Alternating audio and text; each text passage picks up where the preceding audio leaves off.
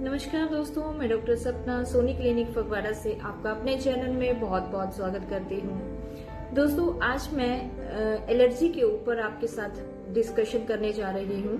Allergy जिसमें हमें respiratory tract जो है हमारा इफेक्ट होता है और हमारा रनिंग नोज या हमारी स्नीजिंग जो है वो हमें स्टार्ट हो जाती है। तो दोस्तों, अगर हम इसके बारे में बात करें कि इसका रीजन क्या होता है, तो मोस्ट कॉमनली आजकल लोगों में ये बहुत कॉमनली पाई जा रही है कि डस्ट के साथ उनको एलर्जी हो रही है। होता क्या है कि जब डस्ट पार्टिकल हमारे नोज के थ्रू जब हम ब्रीदिंग करते हैं, हम सांस को इनहेल करते हैं, तो उस टाइम पे एयर के इनहेल करने के साथ जो है वो हमारे साथ कुछ डस्ट के पार्टिकल चले जाते हैं जो हमारी म्यूकस मेम्ब्रेन को डिस्टर्ब करते हैं और जिसकी वजह से हमारी बॉडी में एक केमिकल रिलीज होता है। तो जब ये बॉडी में जाके हमारे केमिकल रिएक्शन होता है तो उस रिएक्शन के अगेंस्ट हमारी बॉडी जो है हिस्टामिन नाम का एक केमिकल जो है वो रिलीज करती है।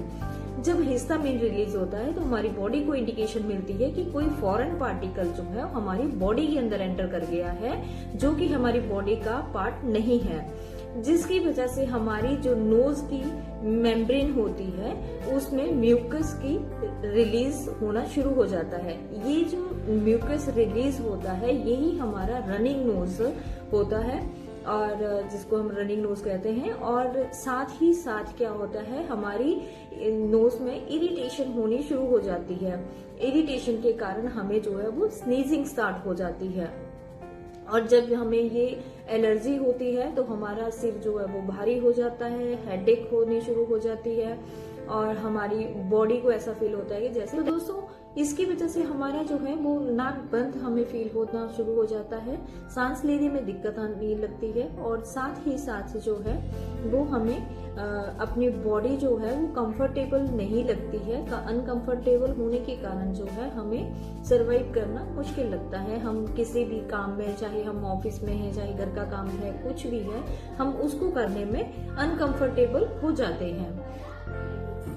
तो ऐसे में दोस्तों हम क्या करते हैं, एलोपैथिक में ट्रीटमेंट करवाते हैं और एलोपैथिक में क्या है, हमारे पास एक एंटी एलर्जिक है जिसको खा के हम कुछ देर के लिए इस चीज को दबा देते हैं। लेकिन होम्योपैथिक में इसका परमानेंट सॉल्यूशन है। तो दोस्तों, अगर आपको लगता है कि जो एंटी एलर्जिक है वो फास्ट रिलीफ देती है और होम्योपैथिक मेडिसिन इसके कंपैरिजन में हमें बहुत लॉन्ग टर्म के लिए लेनी पड़ती है, तो एंटी एलर्जिक आपकी कुछ टाइम के लिए आपकी जो प्रॉब्लम है उसको दबा रही है, उसको परमानेंट क्योर नहीं कर रही है। जबकि जो होम्योपैथिक मेडिसिन है उसको अगर आप लेते हैं 3, 4 या 6 मंथ के लिए अगर आप उसको लेते हैं तो आपको एक होप रहेगी कि आपकी जो डिजीज है वो परमानेंटली क्योर होगी और आपको फर्दर ये दिक्कत कभी नहीं आएगी।